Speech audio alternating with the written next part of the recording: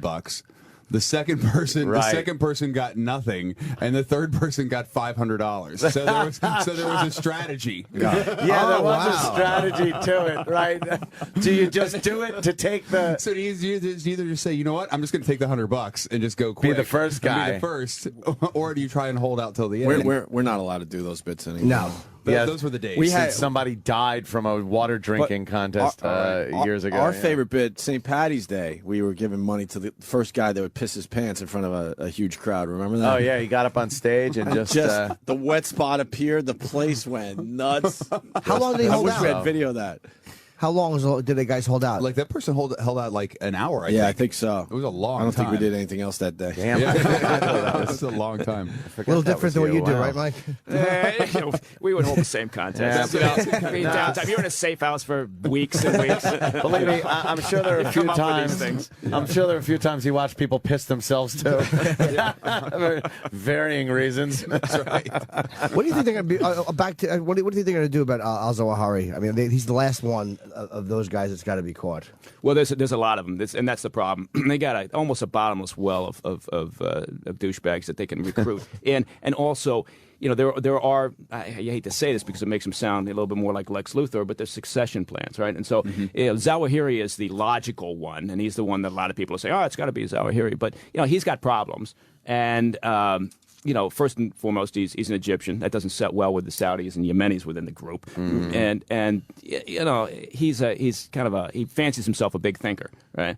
Not necessarily an operational strategist, but there are others within. They've got a military committee. They got a couple of guys in that. They've got a couple of strategists. Even some scumbag like Al-Laki, could end up rising up to the top. So somebody will take this guy's place, and it's naive to think that just because we tapped Bin Laden, somehow that's the demise of Al Qaeda. Yeah. We got and you know what, the guys in the agency and the guys in certainly the teams and elsewhere, they know better, right? They're going to enjoy the moment, and then it's back to work. It's already back to work. That's right. Yeah. What do you think the threat level is?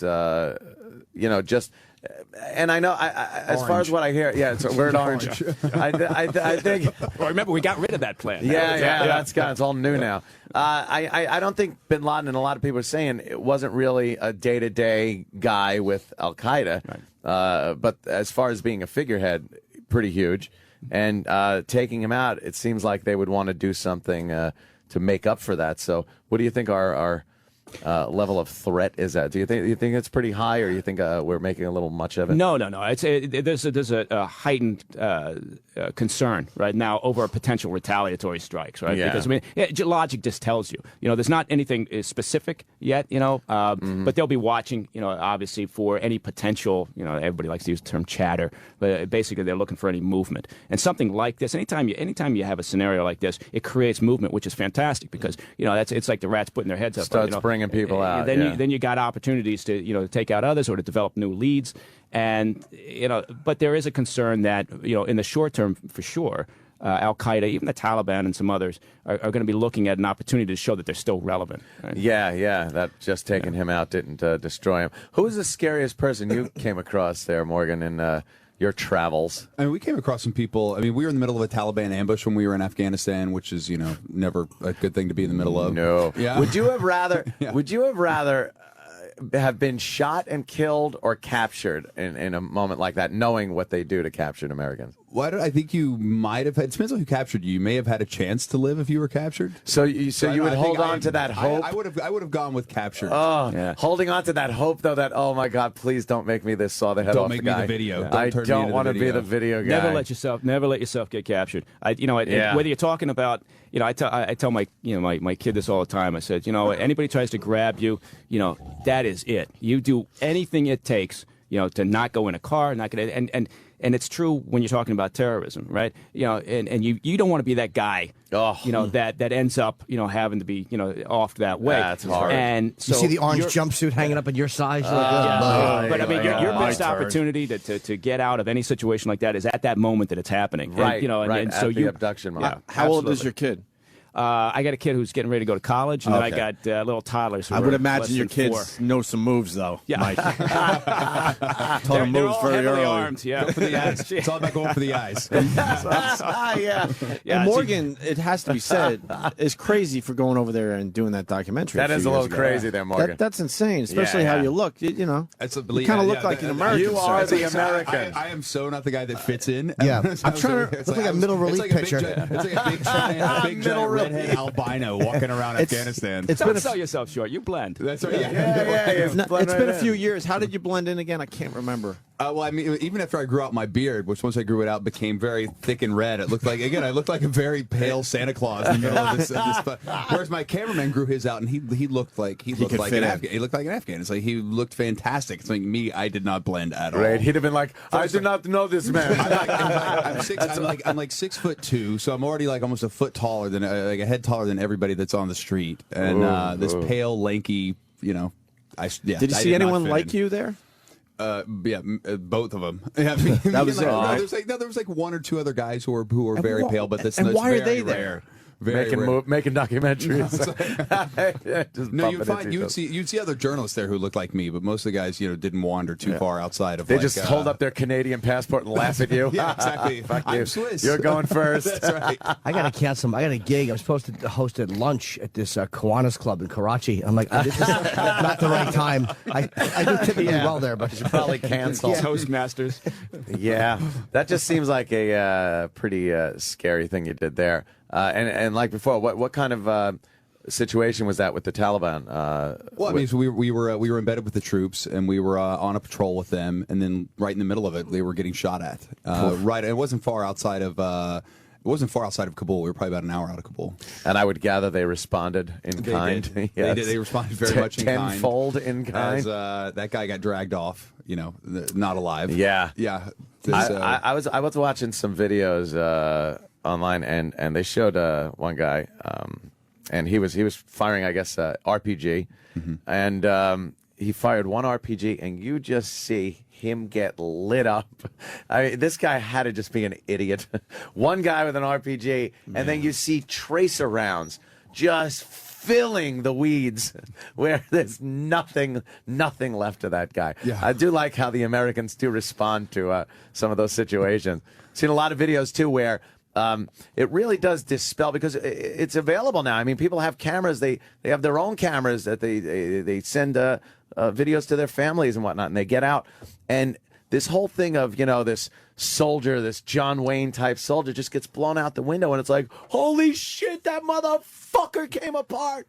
Yeah. You're like, wow, the mindset that takes is amazing. how long are we going to be in Afghanistan? I mean, it's like That's things exactly like what I was gonna things say. like with this kill team that came out recently. It's like whenever you're somewhere long enough, there's going to be guys who fuck up and do awful stuff. Like there was My Lai in Vietnam. You're going to have it. You can't avoid it. And it's like, when do we just get out of there? You got guys who are like they're on like the third tour now. You got guys who Yeah. have been there. More. Yeah, more. When do we just get out? What are we going to do? The Taliban if is you fine. did 2 tours in Vietnam, like that was a huge deal. Right. Those guys Right. are on their third 3. tours in Absolutely. Vietnam now. There has to be something that happens in your mind where you're just like, I'm so used to this. This is nothing to me anymore. Yeah. Laughing at yourself when you vomited at your first friggin', split open head, and now it's just like, hey, check this guy out. And part of it's also just dealing with the tedium, right? right. I mean, there's because there tends to be it's like operations. There's months of and then all of a sudden you got 5 minutes of excitement, right? Yeah, and then yeah. you got months of crap, and then a fight. So with the Afghanistan question, no, it's absolutely that's exactly the question that should be being asked right now is what the fuck's our exit strategy? What's the game plan? And what do we honestly think it's in our national security interest to still be there trying to 10 create years. some bullshit, pseudo-stable, semi-democratic institution? Right. Don't they want Sharia law? A lot of these places, like, why are we trying to force it on people? They don't want it. They don't want it. They want Sharia law. Let them have it. It's their country. Well, I mean, also the Taliban. I mean, you mentioned Vietnam. We're not learning these lessons. We go back 25 years to the Russian occupation of Afghanistan. There are a lot of similarities. I've gotten some arguments with some military strategists who say, "Oh, it's nothing like when Russia was there." Well, bullshit. It's a lot like when Russia was there. And the Taliban has no place to go, right? So they're going to sit there. and they're going to wait. And they know we're going to leave at some They point. know they're leaving. Yeah, Right. they're very patient. Right. By the way, I like the fact that even on that level of guys who know their arguments are like ours, it's just like that. Bullshit. No, it's not. That's exactly the way me and him would argue it. And we don't know what we're talking about. Yeah, that's cool. we definitely should have some kind of exit strategy. But and I think the idea that we can keep just moving around and breaking down these Taliban camps and training camps, it's a ridiculous notion. The place is giant. They know it and will always know it and be able to travel in those mountains better than we can. Even and they have the people, the support of all the people. So what the fuck are we still doing? Well, and we're tending to now kind of buy into this positive spin that's being put on how things are going. I mean, we saw it right after the news came out on Bin Laden. Say, well, this is the momentum is shifting, and by the way, and then you heard some of the senior officials tag on about the positive steps that we're seeing in Afghanistan. I don't know what they're watching, right? Because yes, wherever our guys are, they do a great job wherever they are, right? But the minute they leave, the minute they leave.